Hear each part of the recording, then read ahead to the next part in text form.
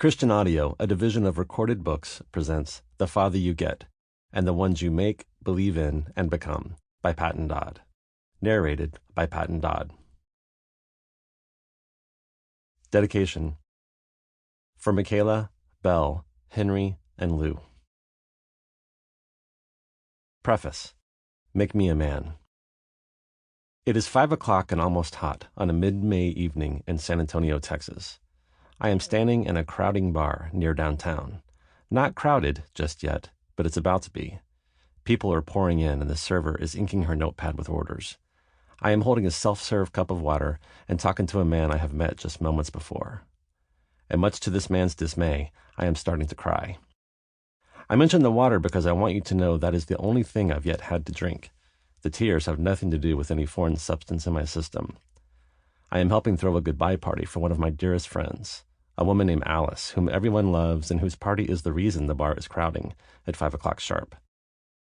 Friends arrive on time in honor of Alice, for whom being 5 minutes early is being 10 minutes late. I am busy greeting everyone and making sure our reserved area is arranged just so. And, again, I've not even had a chance to order a drink. The man I have just met is named Dan, a friend of Alice's from one of her many walks of life. We shake hands and I ask him if he is from San Antonio. Nope, he says, born and raised in New York City. I moved here for work 3 years ago. How about you? Where are you from? Now, there's a question. It's a version of the same one I asked him. It's the most normal question for just meeting humans to ask each other. But whenever I'm asked it, I take a beat to gather my thoughts. I've developed a few strategies in handling where are you from. Sometimes I just say Colorado.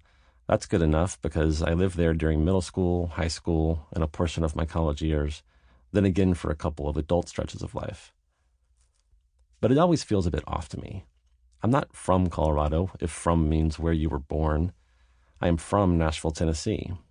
But my family left Nashville when I was 1 year old. For a while we lived in Jackson, Tennessee, changing homes a time or three.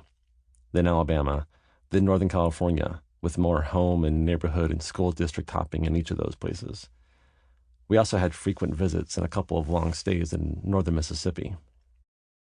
After high school, I started my own peripatetic path. Tulsa, then back to Colorado, Fort Collins, then Colorado Springs, and then Boston, Belmont, then Southie, then back to Colorado again, then Northern Maryland, and finally San Antonio, where at 40 years old, I landed with my own young family and an intention to plant roots. So the question is how to answer the question. I feel like I should tell the truth, only I don't know what the truth is. Sometimes I just say kind of all over, then people do one of two things. They smile and nod and move things right along, or they say, oh, military family? Standing in the crowding bar, Dan chooses the second route. Was your dad in the military? No, he just changed jobs a lot, I reply. I look around for that server. Oh, was he an entrepreneur? This is one I hadn't heard before. I pause, then say he was, I don't know, we just moved around.